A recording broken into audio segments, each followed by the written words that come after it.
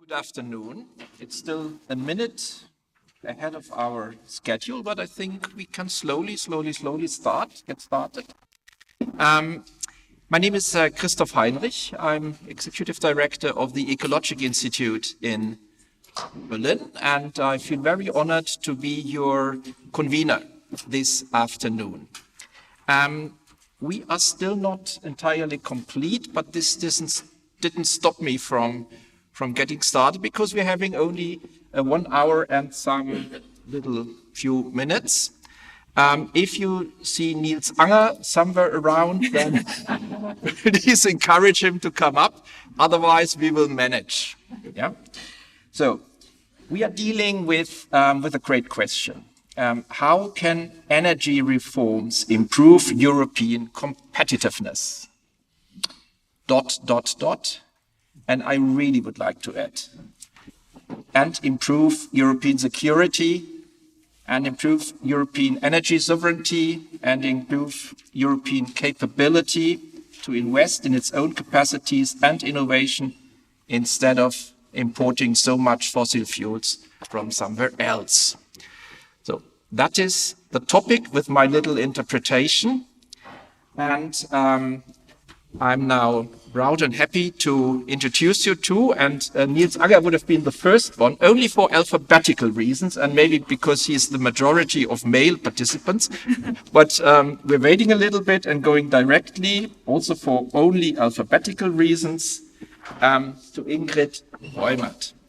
Ingrid, I know that your name is pronounced slightly different in Danish. Do you accept the English and also the German pronunciation? Ingrid. I do. It's okay. Ingrid, you are representing, pardon? It just sounded as if she was saying yes to a marriage proposal. I do. Yeah, but perhaps you share to the non-Danes how Ingrid is pronounced originally in your country. In Danish, it's Ingrid. Ingrid. In Norwegian, it's Ingrid. Okay. Not Danish. For this Ingel, we had in German to offer Inge. It is very related. Okay, good. Ingrid, you're the vice president of Ørsted for global stakeholder relations. And before that, you were in a very similar position at Velox, so a lot of Danish companies, which is good because we want, and we come quickly to Sarah, we want to get the perspectives of European, and in this case Danish industries. And before that, you also worked as a political advisor for climate and energy in the European Parliament. And I don't know if you know this, but when I checked Spiegel Online, which is the big leading German newspaper online website, number one message today is your CEO, Lene Skole, with the question, why is a Danish manager messing with Trump? So, brave lady, and she made it as a top headline in Germany at least. No comment. So, number 3 in my alphabetical order comes Sarah Watt Sørensen. Sarah, you are working for Danfoss. Danfoss is an industrial company in Denmark. Many outside Denmark will have heard of it. You are leading the corporate public affairs department. But before you joined company, you were quite active in politics, including some years as a special advisor to your Prime Minister, Mette Frederiksen. So, welcome, the two of you. And our third panelist, Emmeline Spier. Emmeline, you have such a profound background in European, French, but also in the neighbor countries, Belgium, Netherlands, energy sector, that we can really glad to have you here as truly a European expert. Why is that so? Currently, you're working for the think tank, the European German think tank Agora Energiewende, being based in Brussels as the European director of Agora Energiewende. But before that, you had very high-level positions in the French power at the French Power Exchange. You were coupling the French, the Belgian, and the Dutch wholesale markets, and before that you were in directors' positions at the Belgian group Elia and at the French energy regulator CRE. So we are competent here, but we are also competent down there with you. I was told that we have a competent and very knowledgeable audience this afternoon. So welcome to all of you. For me, this was not a hidden and not very subtle message to maybe include you a little bit. So of course I have prepared questions and we will start. But whenever you feel that you would like to ask something or that you want to intervene, then do it non-violently by raising your hands. Yeah? Still Europe.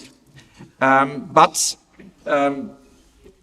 I also will take care that we do not discuss too long, but really open up to you guys. And so you will be given an opportunity also to ask questions or to give input, whatever you like. Yeah?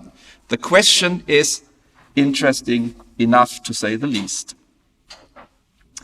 Short intro from me, and then I go to the questioning mode only. My institute, Ecologic, is in a partnership with other European think tanks, and we are working on the so-called ECNO monitoring report. So we are monitoring the efforts, Europeans' efforts in energy transition on a base of roughly 50 indicators, all sectors. And our results from this monitoring work is that Europe is moving, but is moving far too slow. Yeah? To make it a little bit more explicit, we have a great electricity sector, and the electricity sector is among the slow-moving sectors, still the fastest, but still moving too slow. That is the result of this monitoring. Far too slow are moving all the other sectors, including one, finance. In this case, it's not the finance sector, it's the finance mechanisms. They are even still working against energy transition. Yeah? So Europe is moving, but Europe is not moving fast enough. But the green light is being given to technology. To technology. So this means we do have the technologies, we do have the solutions, we have the knowledge, but we're not moving quick enough. So, and now I stopped myself. I was welcome Nils Anger from the German Ministry for Economy and Energy. It's a federal ministry. We have many of ministries, a very federal state. And Nils, you are the head of the unit for European energy transition, so just the right guy to present a European government here on our panel. European perspective. Before that, you were also having 3 years at Brussels, working for DG Energy as an energy policy expert. Yeah, welcome to you. I have already introduced, sorry, we have been very, very punctual, and I decided not to wait too long, but you haven't missed much. I was just giving a short introduction that Europe is moving, not quick enough, and we have what it takes, so we know what we could do.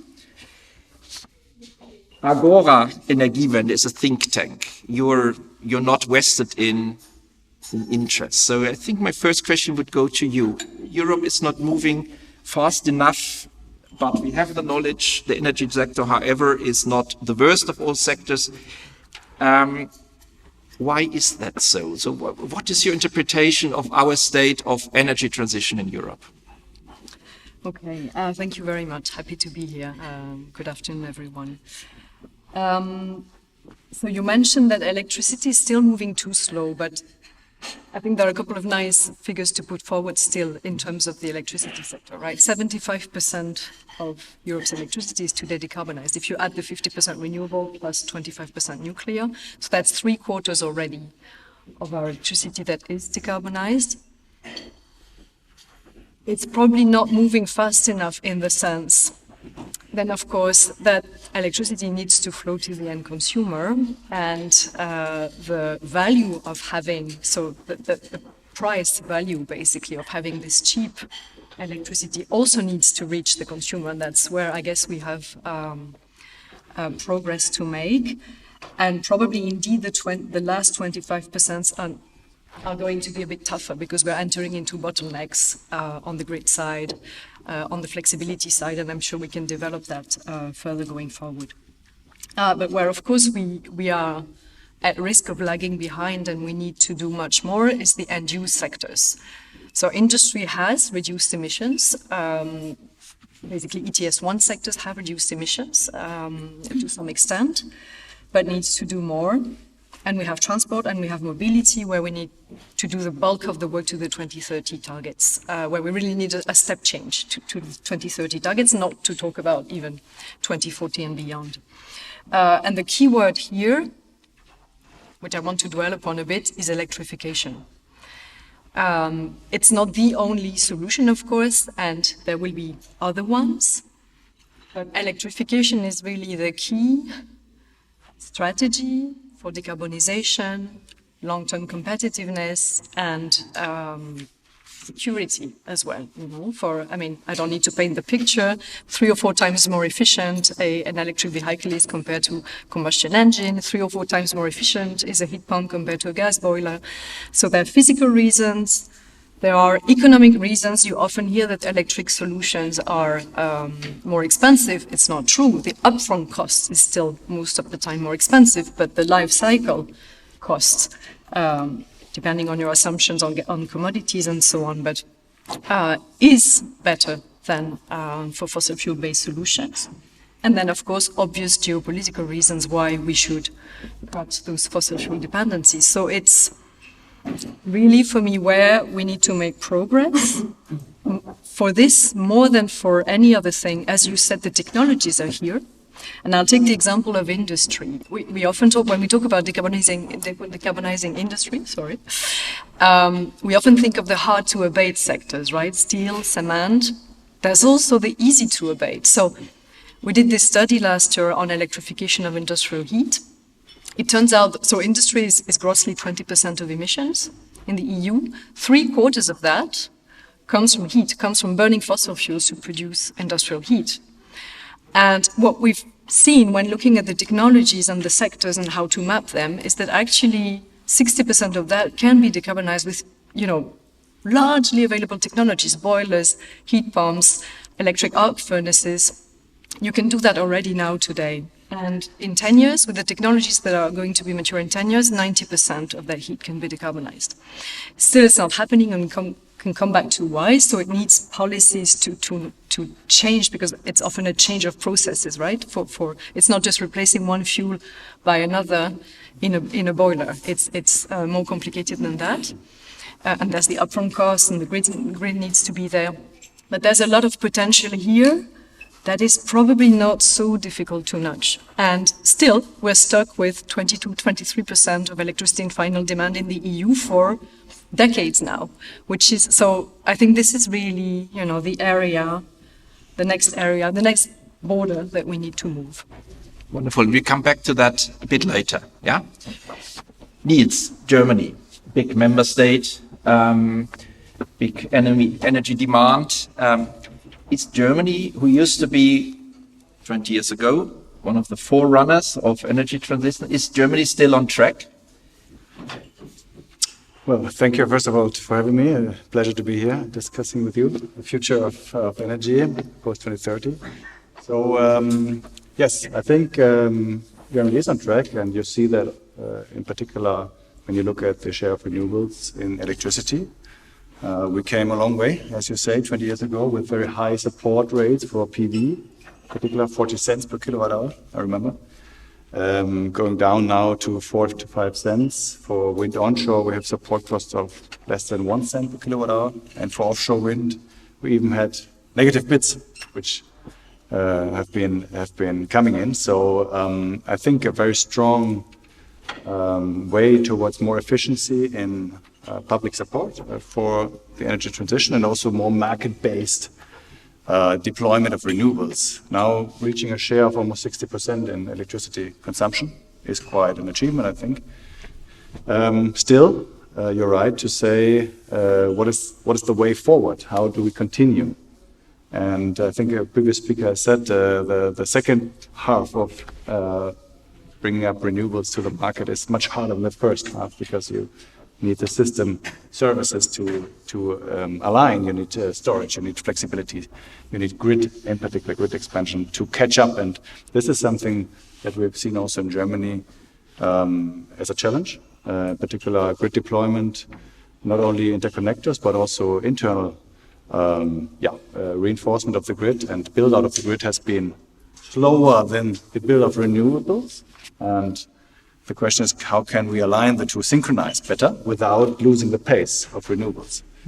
And one key element in this, I think, is permitting procedures. So we've seen that at EU level from the emergency regulations, but also from the Renewables Directive, where very good and helpful rules were established at EU level that were implemented and now being implemented in Germany, and that more than doubled the speed of permittings and permits in the electricity sector. So that is good, and going forward, still, I would say grids have to catch up, point one. And the second, if you look at the other sectors, of course, beyond electricity, which is somehow the best kid in school or the best student, what about heating, what about transport? And there we see still a lot of potential to catch up in terms of efficiency, but also in terms of the share of renewables. There has been a lot of development in that regard, but this needs to be continued. And here you face the challenge of also social, let's say, acceptance, right? In the housing sector, for example, there was a lot of opposition to more efficiency. We had not only good experience with the heating law, for example, in the last legislative term. So these things are important to bring forward without losing social acceptance, public acceptance, and the same goes for transport, which is a sensitive issue in Germany as well. We see electrification growing, but not at the speed that we wished, and the same goes for the infrastructure for electric vehicles. So here again, there's more potential to catch up with the electricity sector. And I think one solution for that is to increase electrification and to increase sector coupling. And for that, we look also a bit to Brussels and are looking forward to the electrification action plan, for example, that hopefully brings some momentum. But also we know that we have to do our homework. Yeah, just one more question. When I follow the German discussions, and I'm sorry when I refer to it, but I think this is not only exclusively a German discussion, it applies for most countries in Europe. We're speaking a lot about high energy prices, and the two representatives from industry will certainly give us their view on it. So the discussion is a different one currently. We're speaking about gas power plants in an incredible, unbelievable amount, and we're speaking only about high costs. Mm-hmm. Very short piece. Why has the discussion turned so much? And we're not speaking about all the other necessities that really would bring forward the energy transition. I think it's true that the narrative has changed a bit, but not only in Germany, as you rightly point out, but also at EU level. If you see the Commission moving from the Green Deal to the Clean Industrial Deal, this was before the elections in Germany, and I think we're a bit behind that, but follow the same logic. The focus is more on security of supply and on competitiveness now. The reason I think is quite clear that the economic uptake that we hoped for isn't coming so far. So we have a stronger focus on economic development and on industry. That is the case, and that might be a bit, let's say, disappointing for those that want to bring forward the energy transition faster, but it's also true that we shouldn't lose the industry and shouldn't lose consumers in it. And we see also discussions not only in France, for example, where we have discussions about the climate law, which we would never have expected from a French government, because of elections coming up, because of social acceptance. And this is something we also need to consider when we design the energy transition, that it's in a way that we don't lose industry, we don't lose consumers, don't lose voters in this exercise. Wonderful. Now let's ask industry. Sarah, Landfoss. you produce a lot of industrial goods, including those that contribute to the energy shift. Yeah. For you and your company, is the energy transition rather a threat or a big opportunity? And can you elaborate a little bit the example, or can you give us some examples how you look on it? Because I think you look on it from certainly two angles rather than other industries. It's absolutely an opportunity, not only for Danfoss, but for EU as such. And I think we all agree that we cannot base our economy on imported expensive fossil fuels or green technologies that comes from outside Europe. And we are not fortunate enough in Europe to have other options than to build our energy system on renewable energy. I think that I represent a sector where we are a large progressive group of companies with good solid manufacturing jobs in the EU, and where we see that we actually want ambitious climate targets, not only for the climate, but because green and clean technologies are simply superior to other technologies. And I think Annalena mentioned some of the concrete numbers, but from a societal perspective, a society that is built on renewables, a fully electrified society uses 40% less energy than a society based on fossil fuels. That's from, I think, Oxford University. And only because of that, this is the only way we can lower the energy bills. But also from a consumer perspective, it's nicer to live in a building that is heated by a heat pump or district energy, or it's nicer to, we are in Danfoss also offering electrified solutions for construction machinery, and suddenly people can actually talk to each other when they are building stuff. So, yeah. But may I just come in? Great. Sounds almost too good to be true. What would you tell a German company, a middle-sized company, that is complaining about high energy prices and that is not seeing yet the energy transition as a big opportunity? I mean, they may understand that this is somehow necessary, but it is...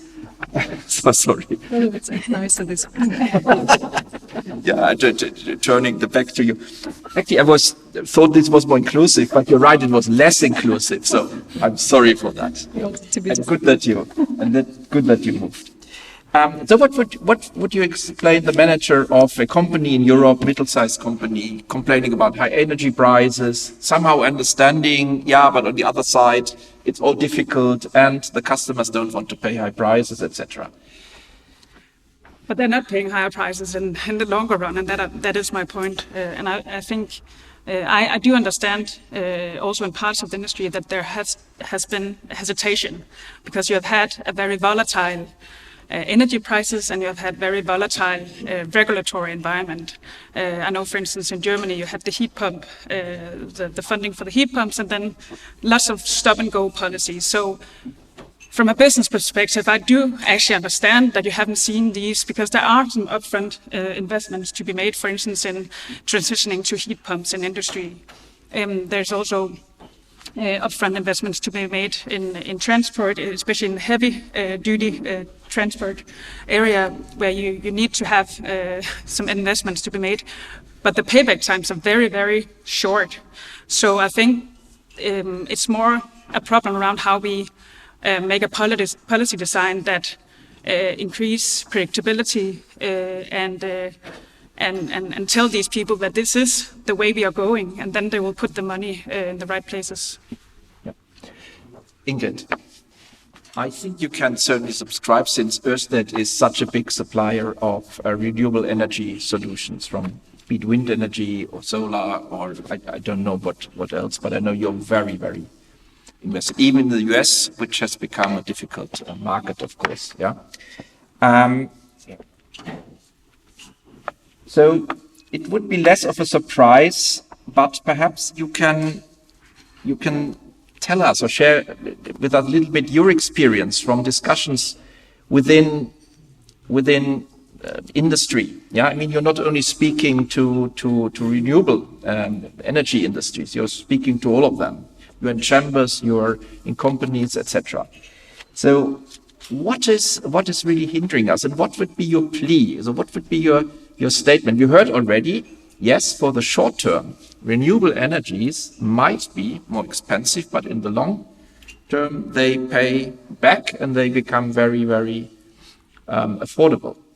So I'm still wondering why then are the energy prices so high, which is obviously a fact. Yeah, they are higher than the prices in the US and in China. Can you explain a little bit, and what is your perception and your plea to politics? Now, I think it's very clear that we at the same time have to phase out fossil fuels and be competitive at the same time. And we cannot end up a situation neither for companies, larger industry, or for the citizens of Europe, where we've ended up in a trade-off situation, where we are either phasing out at the expense or that we're only looking to the competitiveness. So I think we need to see it as not an either or, but as a both.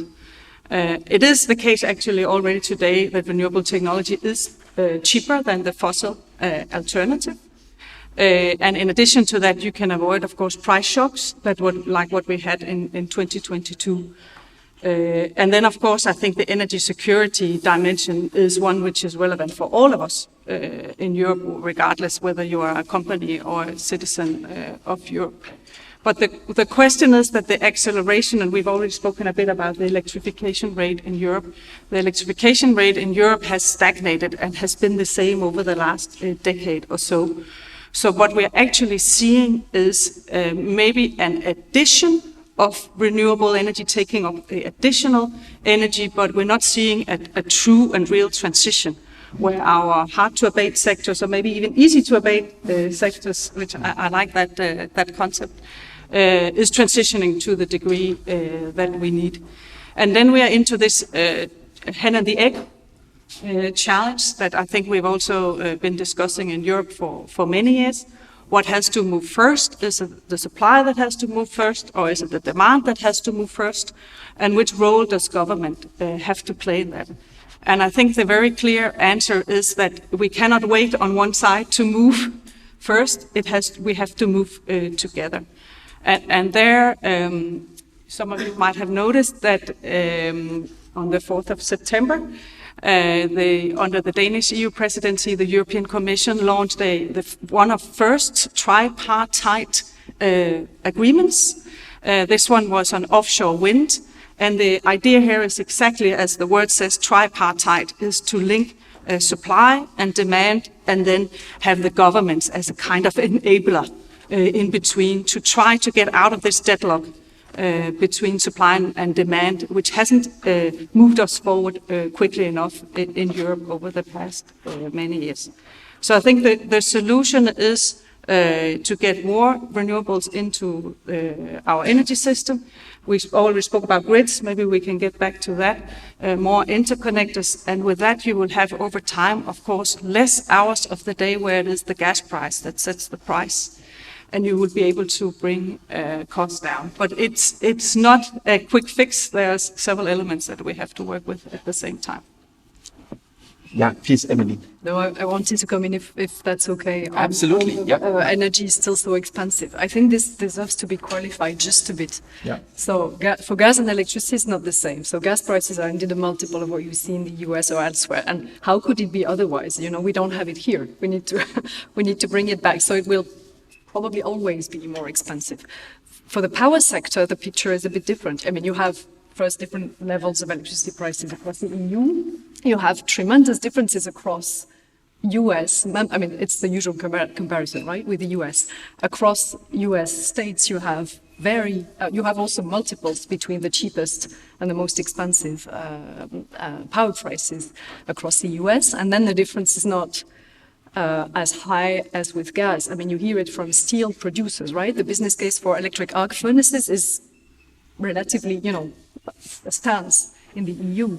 Then it's different for DRI, even with natural gas, right? Even without talking about hydrogen. So I think that picture needs to be differentiated. And the second point, we often hear also in the Draghi report that gas prices is what you need to reduce because they drive power prices up.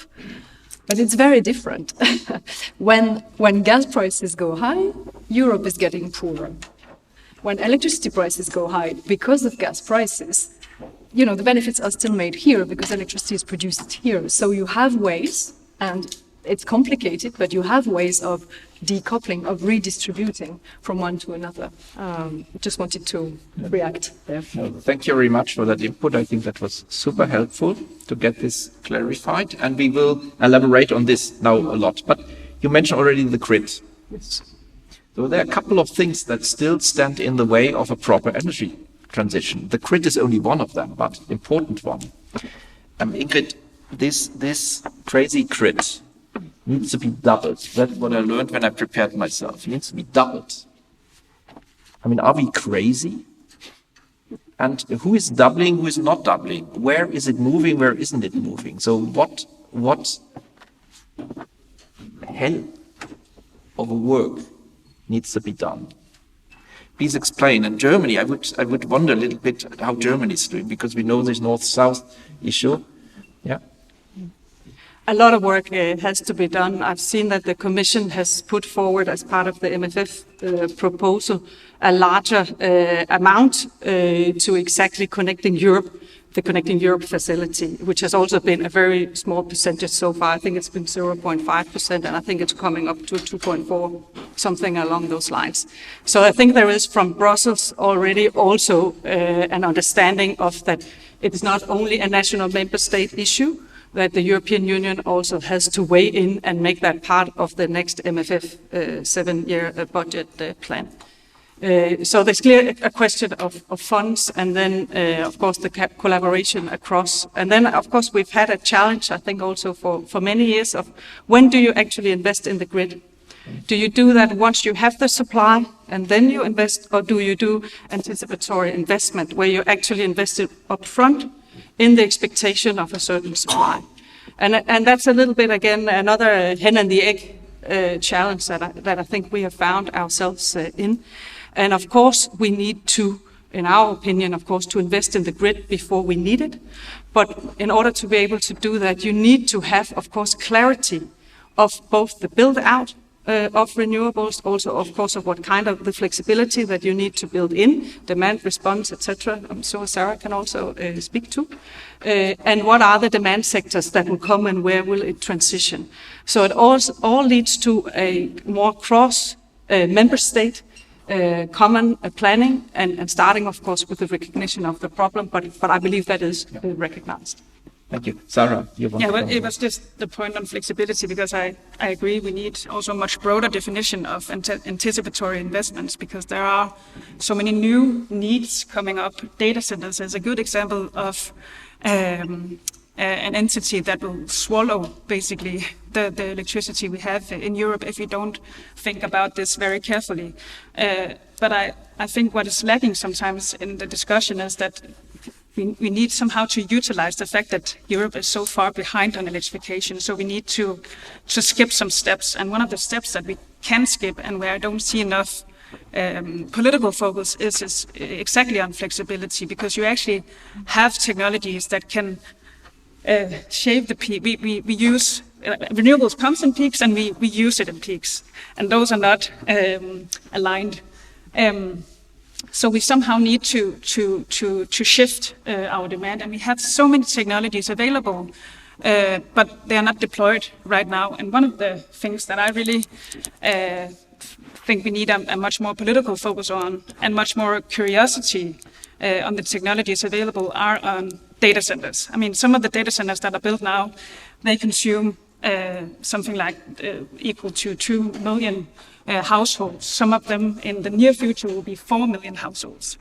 And the EU wants, for good reasons, to build out data center capacity for security reasons and whatnot. Makes super good sense. But we need to ask these data centers to also offer flexibility to the system, so we can actually have them as muscles in our energy system. If you can cool data centers, or if you can power data centers at the right time, then you can actually help balance the grid. Because right now, one of the reasons for high energy costs, also with renewables, is that we have periods where we don't have enough, and then we have periods where we actually have too much green energy in the grid, and where we actually pay companies to close down the production of renewables. Lots of societal costs on curtailment, and we have also seen the societal costs of blackouts or brownouts, most recently in Spain and Portugal. So much more political focus, not only on anticipatory investments in the grid, but also on actually digitalizing our energy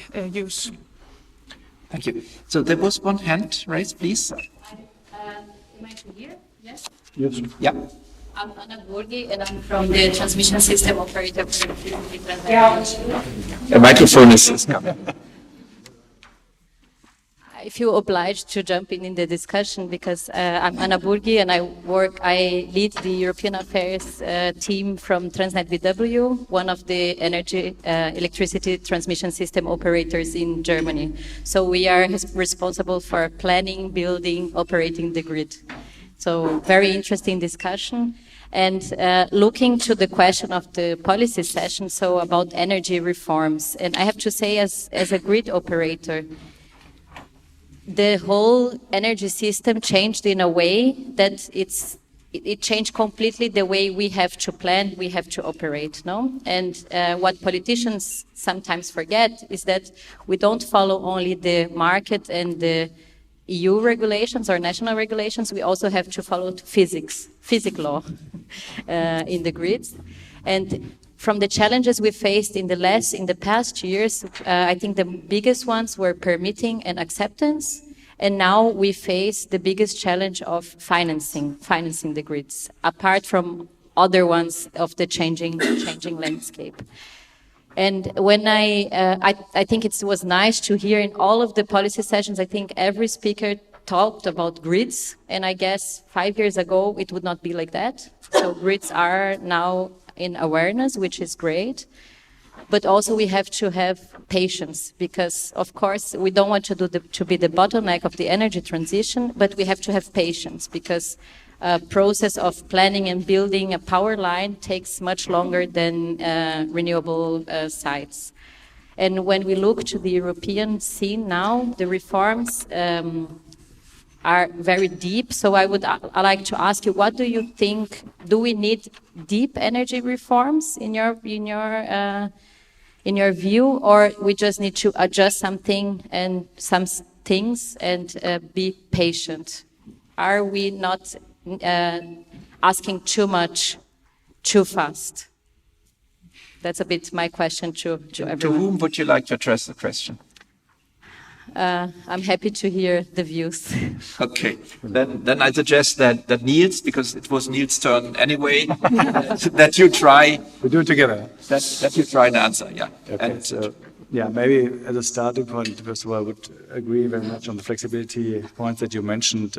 I would also extend this to electrolyzers, for example, this attribute that needs to be warranted when we have new demand coming into the market. It needs to be flexible, and the same goes for consumers, of course, households. In Germany, we tried to roll out smart meters as a basis for that, but it went too slow. It's catching up now, but also there's some homework to do to give transparency on the prices, first of all, and to incentivize behavior.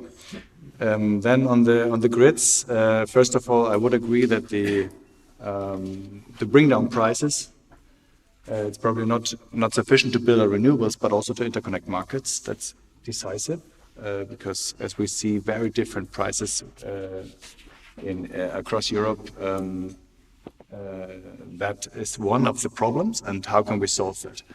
So to come to your question, first of all, I think we will need reforms at the European level in the 10E regulation that's coming up in the grid package. On permitting, first of all, you mentioned it. Permitting went quite good, I think, as I mentioned before, for renewables, but not for grids yet. For grids, there are still, let's say, too many steps to take, and the procedures, the permitting procedures, and the exemptions that we have in the RED and also in the emergency regulations don't really apply to grids. Emergency regulation is now no longer valid. So we need to fill this gap on permitting. also in relation to nature protection elements, let's say, provisions in the Birds Directive and the Habitats Directive, so on, to extend that to grids. Otherwise, we won't come forward because the long times that you mentioned are mainly due to permitting. Then I think we will need a stronger process on the PCI process. So we have, you mentioned the CEF, which is very good. We support it a lot, because it provides the additional funding and helps cost sharing of partner countries, let's say, that engage in interconnectors and also hybrid offshore projects, like Bornholm Energy Island, for example. So that is very good, but it won't do the job alone. So what we will need is a PCI process, in my view, that is quicker. Can you explain what a PCI process is? Project of common interest, so projects that receive preferential treatment, let's say, at European level, but also then in the national grid plans. And these projects are selected in the European process, and many or several are selected but not brought forward. So we need to speed up this and make it more binding or more reliable, this process. And then coming back to your point, are we not asking too much? I think from our perspective, being a country in the heart of Europe, in the heart of the internal market, of course we also feel the pressure of, on the one hand, and let's say the trade-off, on the one hand, to increase interconnection that we want in order to bring down prices and ensure security of supply.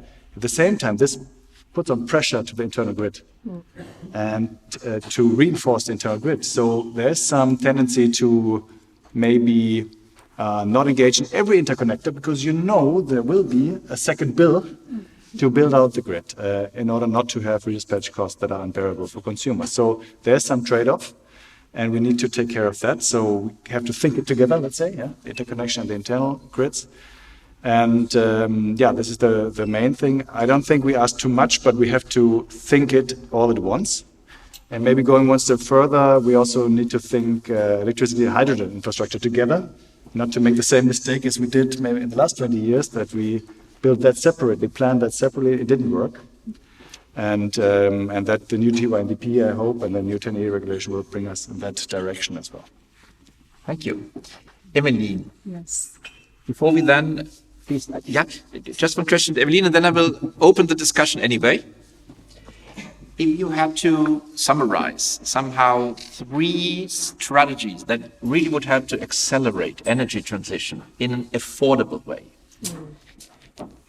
what would these 3, and I mean, at the end, there can be also 4, but please not 10 and 20, So what would be the most important strategies that accelerate the energy transition, but keep it also affordable?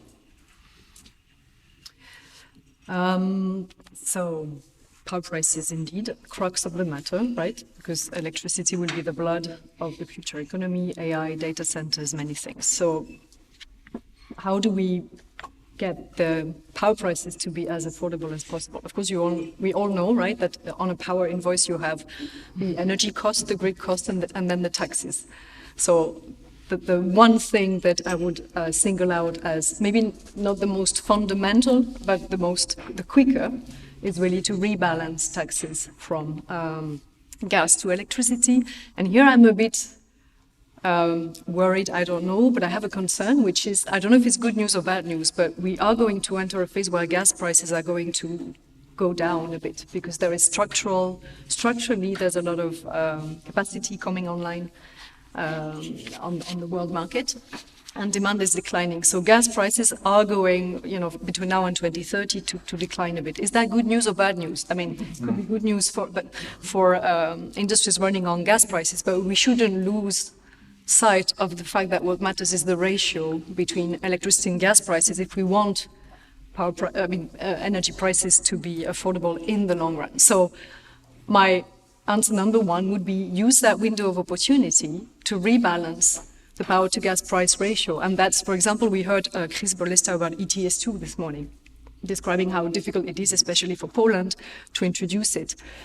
Well, maybe we don't get a better moment, right? Maybe it's exactly the right moment to use that window to charge gas prices a bit more and help electricity prices. So that would be number 1.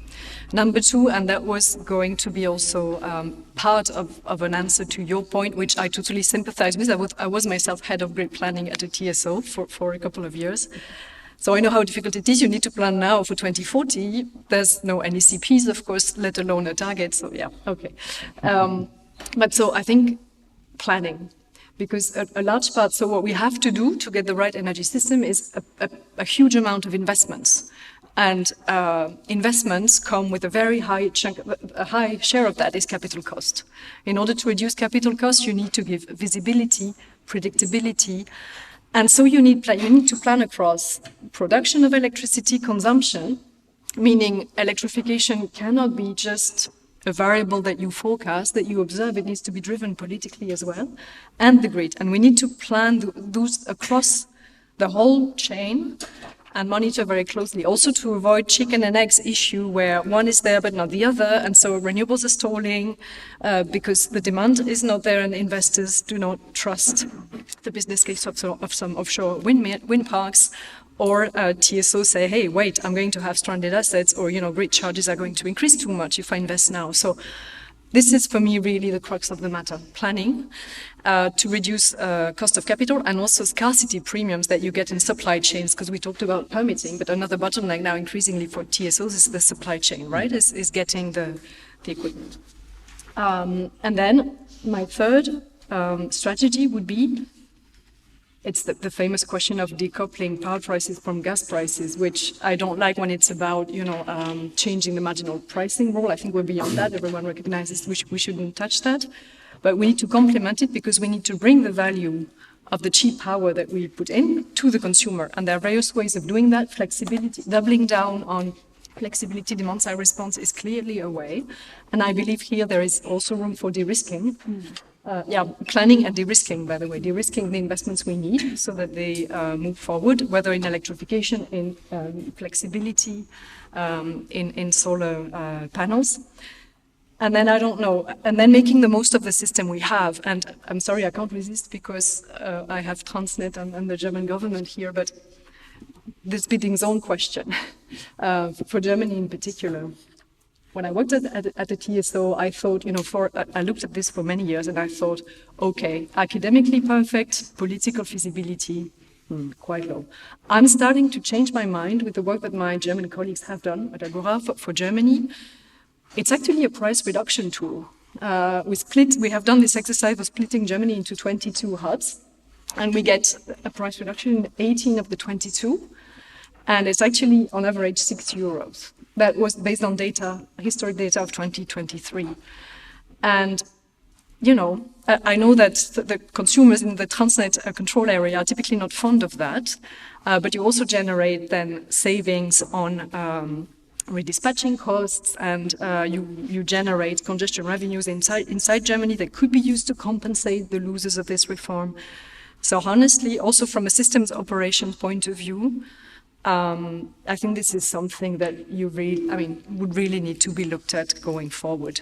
You want to make the most of the grid you have if building the grid is taking time. Thank you. Great. So now it's your turn, and I see 2 hands raised. Please. Maybe you give us your name and. Yes, my name is Jeppe. I represent the Danish DSO, so a smaller grid operator. Just one point about anticipatory investments, because Eurelectric, they put out a report earlier this year where they looked at the cost reduction potential of grid expansion, and they compared significant anticipatory investments to flexibility. And they actually assessed that anticipatory investments can bring down the cost of expanding the grid more than flexibility.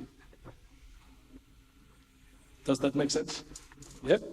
I understood only half of what you said, but I give the question back to my competent panel. It's quite interesting because in Brussels there is a lot of focus on flexibility for good reasons. The thing is, we already have in the Electricity Market Directive sentences around anticipatory investments that allow member states to kind of pursue that in their national regulation. Yes? In Denmark, we already try to do this. What happens is the regulator, they will sometimes say, oh, you cannot make this investment for us. So it's actually the regulator that is stopping us from pursuing anticipatory investments in a Danish context. And it's just We talk a lot about big political reforms. Sometimes the answer is quite close to you already. So, yeah, just an observation. Thank you very much. I will.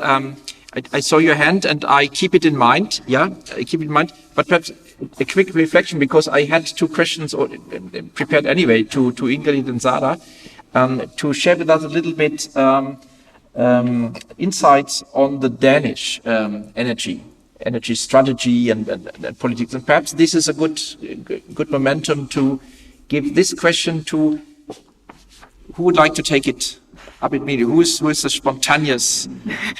You can start, Sarah. You were the one moving first. Yeah, and I don't know. Next question to Ingrid then. So we were asking what Denmark is doing. Maybe reflect on this and turn this into a statement. I don't know. That sounds interesting. I would be curious to know what kind of sort of premises in terms of what new energy needs are, because I would think we need both, because there will be so much more new needs coming up, and they would all need electricity. But that's interesting. We have sponsored together with EA Energy Analysis, showing that you can actually save 20% of power grids by just increasing flexibility, and you would also think that there is a big sector that could utilize that, talking about competitiveness and other things. So in terms of Denmark, I would say we have things to be proud of. You mentioned the tripartite on energy, but also on agriculture, which is a big one. But we are also very far behind in Denmark on electrification. We're actually below the EU average. So things to learn in Denmark. What we are good at is actually having a more integrated energy system. We have lots of district energy. We are pretty good at utilizing ecstasy. That is a resource we haven't talked so much about today. And I think going forward, coming back maybe also to the question around what can we do? I would rather turn it around and say, why don't we look at all the technologies available and then say, what can we do to deploy them faster? Because China, they are not waiting. And we certainly need to see some speed. We also need to see some predictability. But I think we are too afraid in the EU, and we have talked a lot about omnibuses today and deregulation. I actually think that we are too afraid to regulate, and we don't see that regulation is actually one of the tools you can have for actually directing investments, but also for technological interventions and progress and all of that. So I think we need to be more strategic in regulating, so we actually also come up with these technological developments that we need at a much higher speed than we see today. Thank you. So I don't know if I answered. I don't think I did. But totally. Yes, my name is Peter Bach, and I'm an energy efficiency advocate. And I think when we talk about what can energies do to increase competitiveness, we have to be aware that we have a demand side and we have a supply side. And we very often speak a lot about the supply side and forget the demand side. And I think what we can do quickly to improve competitiveness is to focus on demand side. And we heard before lunch that in Europe we were only use half of the energy amount to produce 1 unit of GDP compared to US because we were more efficient. But we still have a potential to improve efficiency in industry in the different processes. And then on top of that we can electrify, and put on flexibility in the top. So focus on demand side.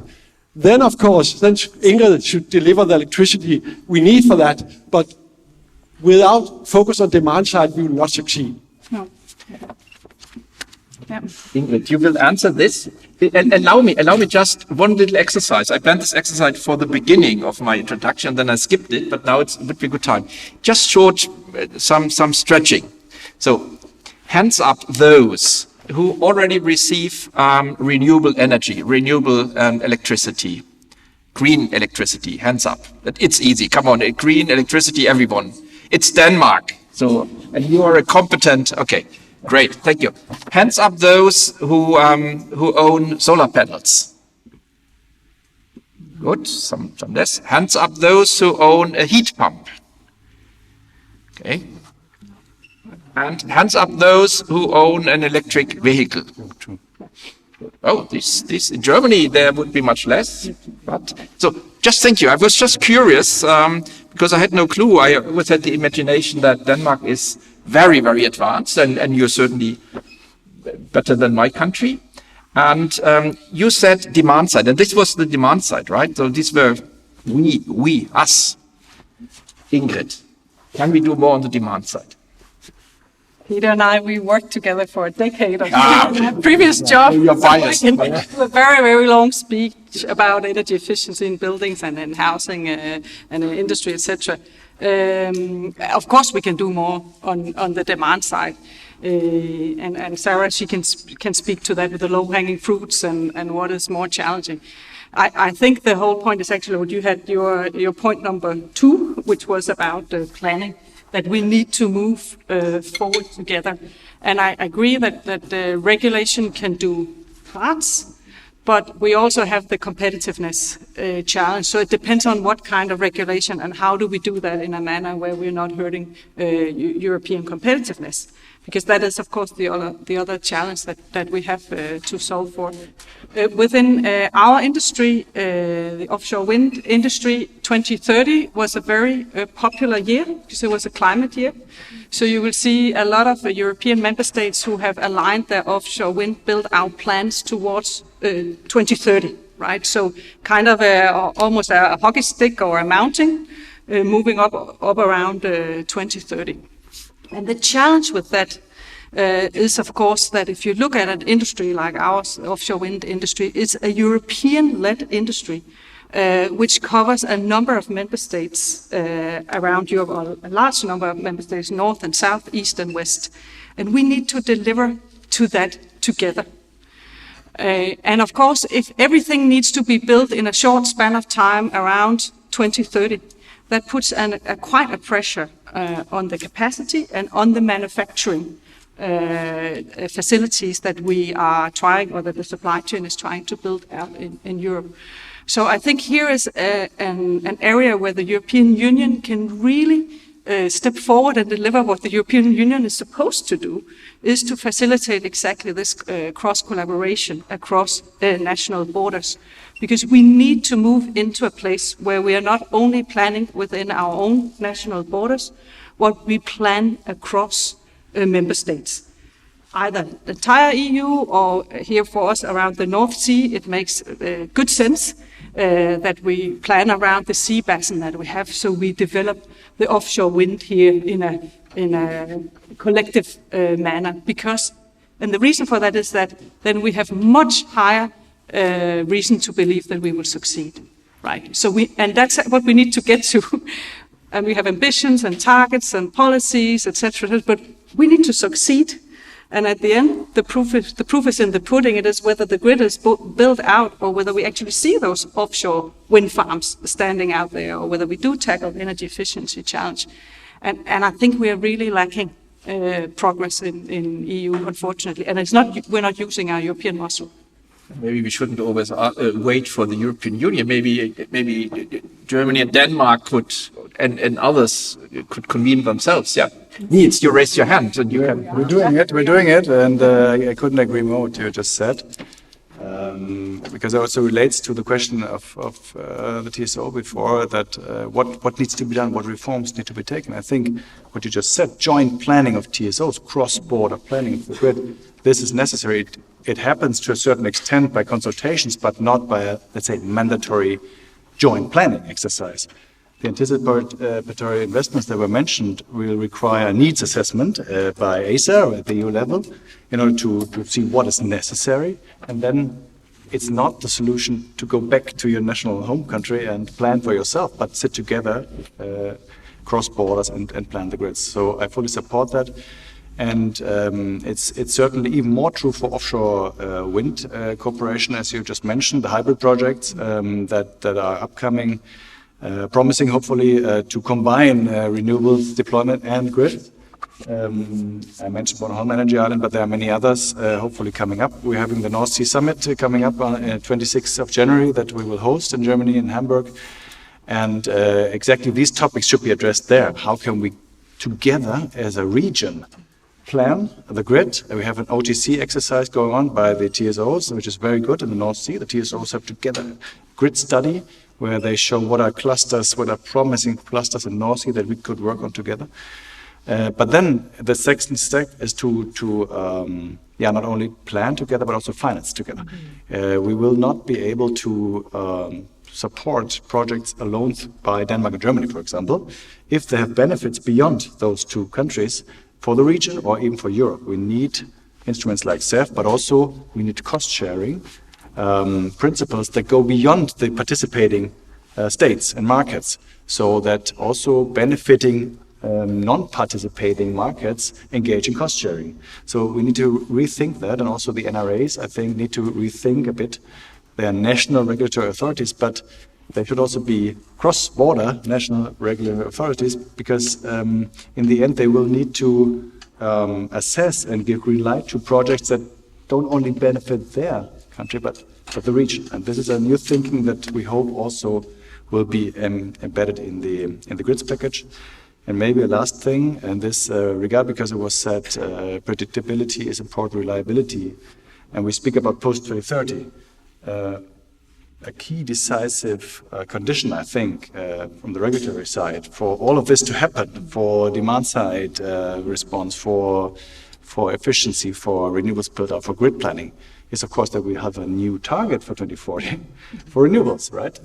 It might be a different target than for 2030, more flexible with regard to other low-carbon technologies, but still with sufficient predictability for the market that translates into national action. And without that framework for 2040 on the energy side, I fear that the pressure and the momentum for the elements to achieve that is not there. Yeah. Ingrid, we have hands raised, but if you would like to reflect on this very quickly, directly, then please. And then I have seen 2 hands raised. Yeah. No, and I think we quickly also get into the question of investment, and you already mentioned cost of capital, right? And of course we cannot create this energy transition on public capital, public investments on their own.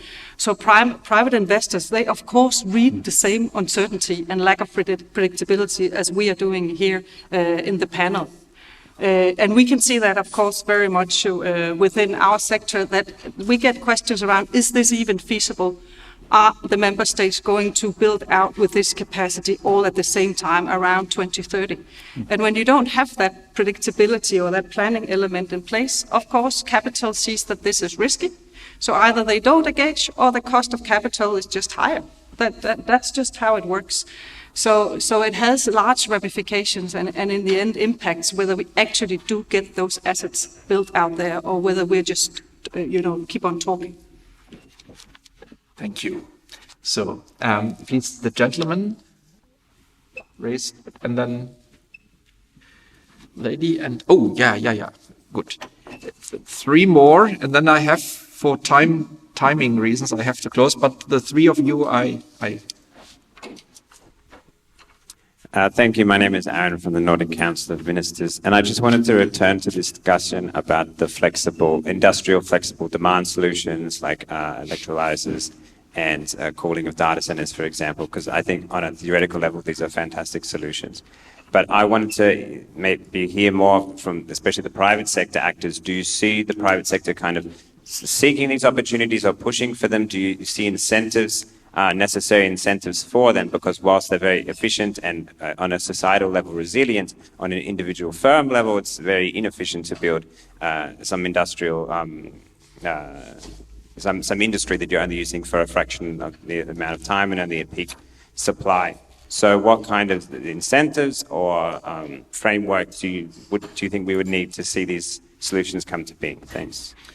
Yeah, no, Humayun and Sarah, please. Should I answer that? Or? And I think the problem is that we have these solutions, but we actually, to be honest, in this closed room, we do not invest in them because there's not a market for them currently. So you have technologies that can heat buildings pre-peak hours. You can also cool or freeze supermarket freezers before peak hours. You can do the same on hydrogen production. You can, as I said, do the same on both the cooling and the power side of data centers. So a huge opportunity to increase flexibility. We are not making any money on those technologies currently, and we are not investing a lot on innovation and R&D in this area because there's not a market for it. So coming back to my point, this is why we need regulation. And one thing could be, instead of saying to data centers, you just connect to the grid on a first come, first served basis, then you actually ask data centers and other entities to offer flexibility to the system before they get a grid connection. That could be one thing to do. Then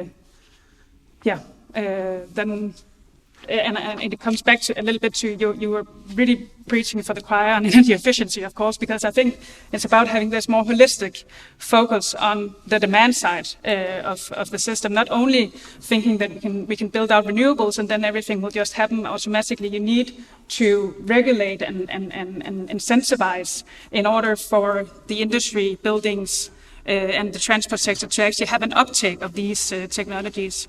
And this is also why I agree on having an ambitious 2040 target, but you also need to see that on the demand side. So we also need an ambitious electrification target, because that also builds trust among investors. Olivia, to be fair, the next question was the lady, but was the lady on the right? Just someone said this morning, Ordnung muss sein. Fairness. Thank you so much for the panel Could you say the discussion. name?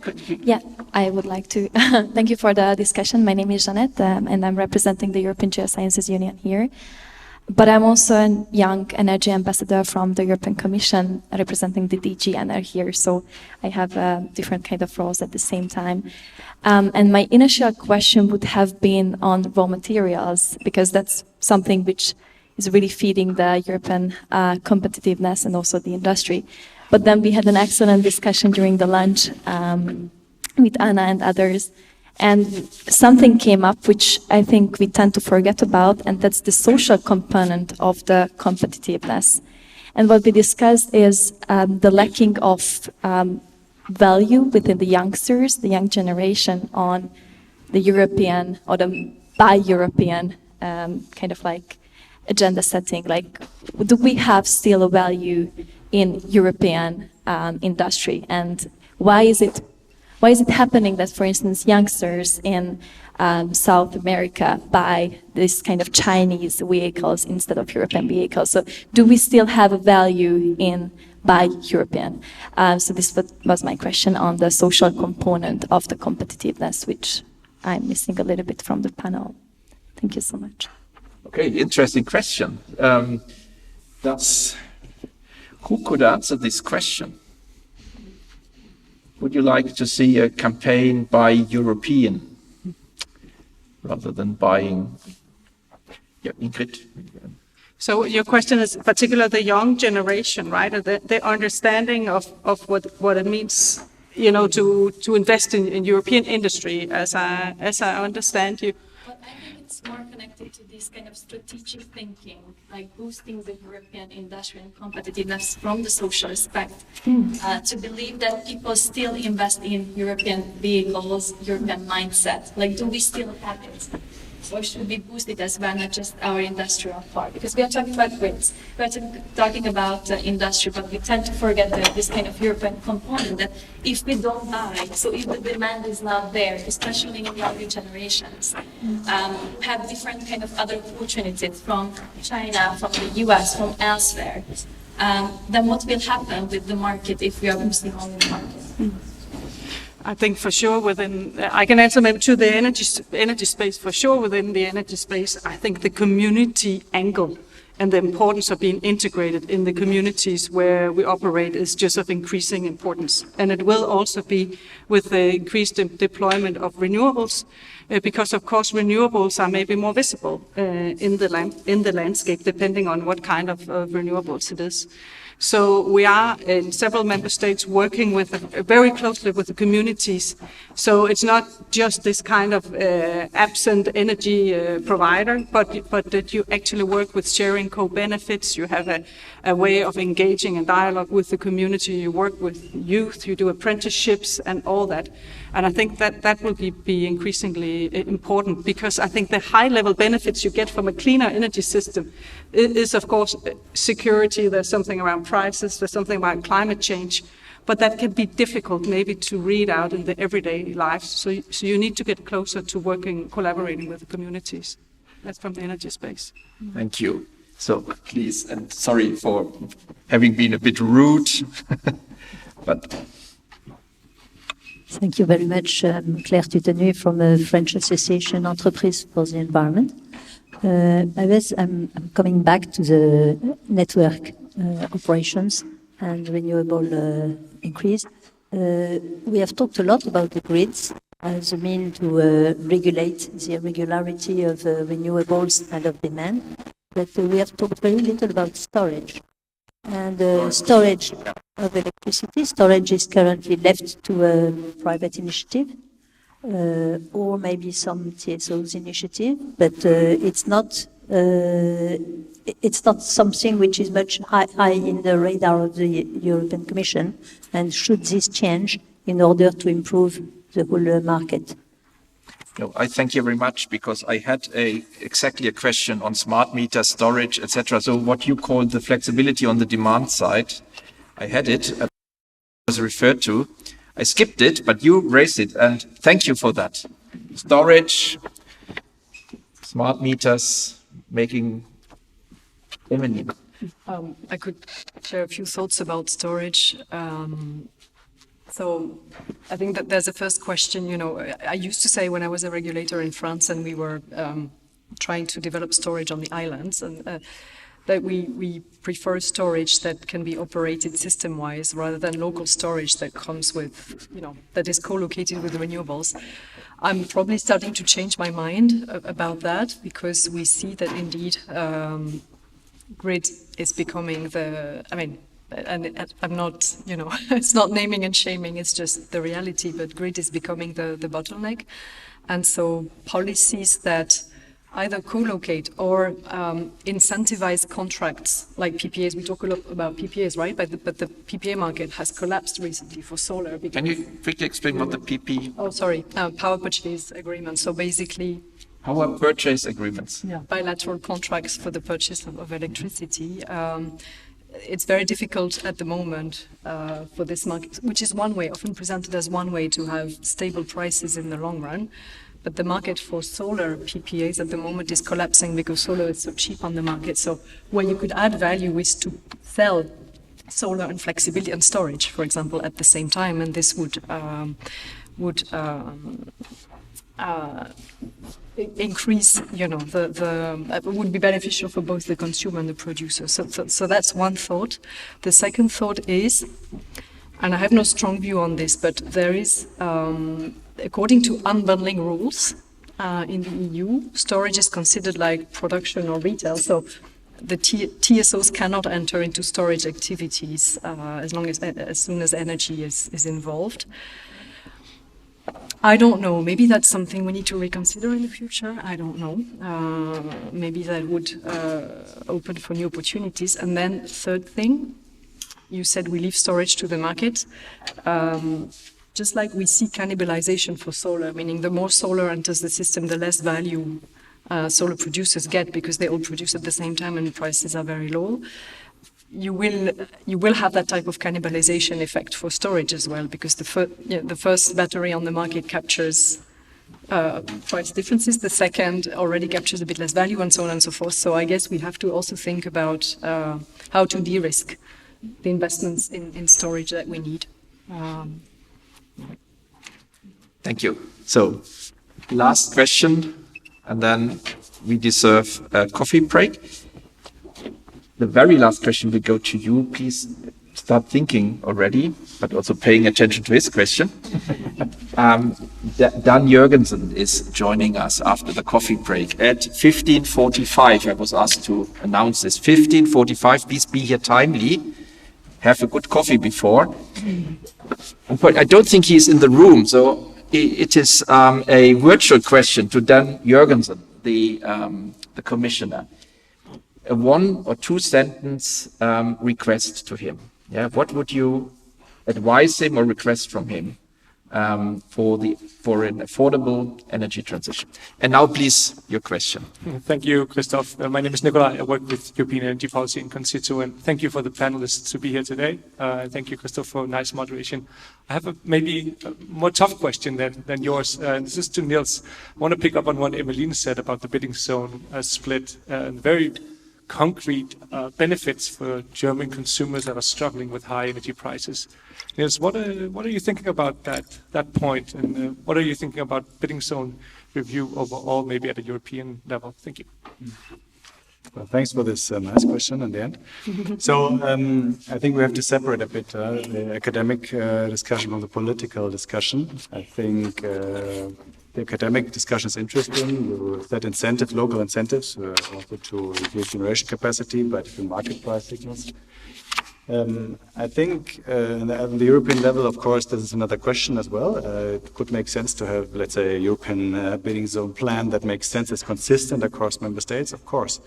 When it comes to Germany, I think there are several factors that hinder this development. The first one, the most political one you're aware of, high prices in the south and lower in the north. It would not fit to the industrial distribution, of course, in Germany, so it would raise a lot of opposition.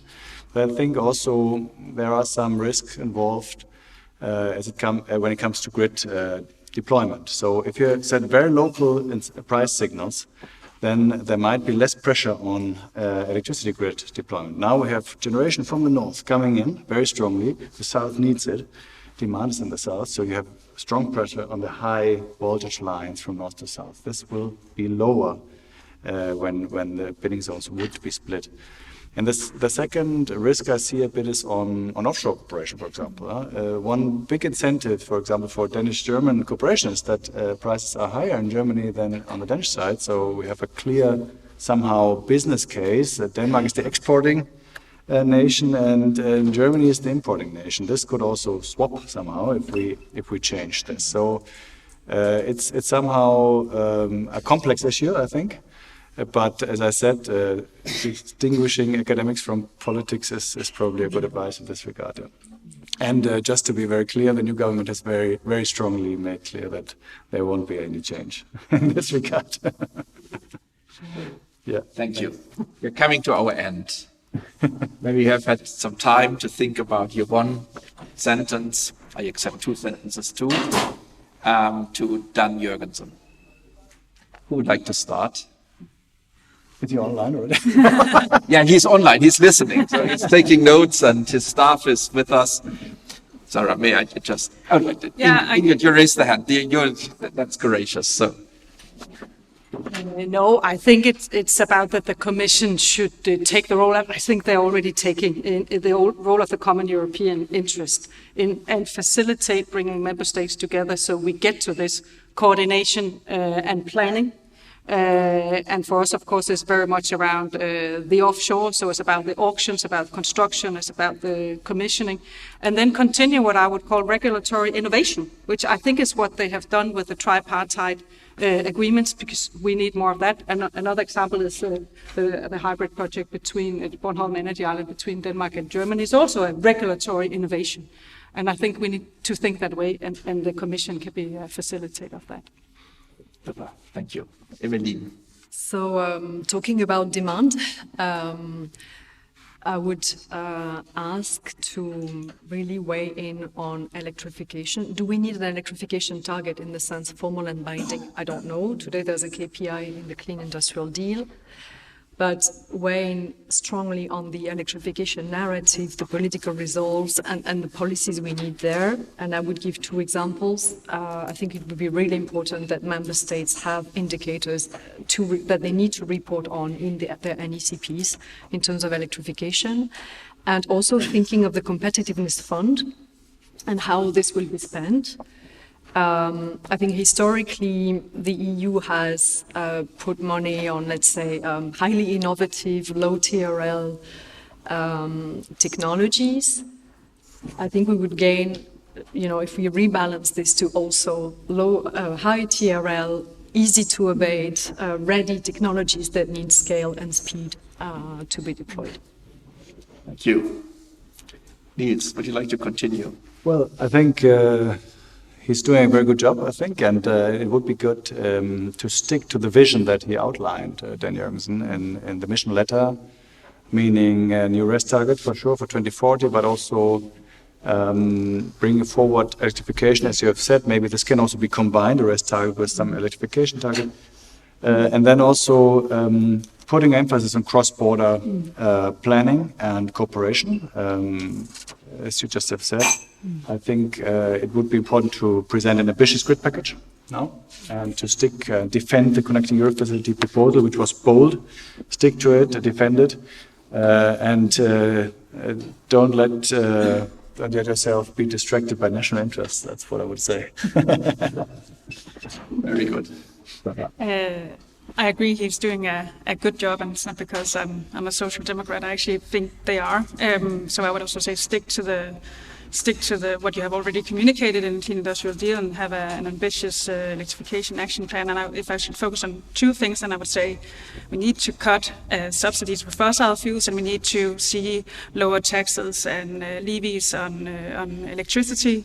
If you're in doubt, incentives matter. And looking at, for instance, Sweden, where they cut taxes for electricity, they are 11 percentage points ahead of the EU average on electrifying the industry. So very much agree on electrification.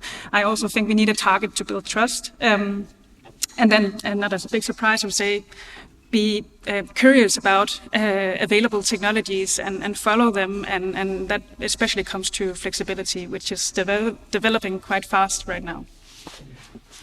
Thank you very much. Thank you very much to my panel. I enjoyed it a lot, I must say. Thank you much for contributing and listening. So interested, and I think we deserve a coffee now. And 15:45.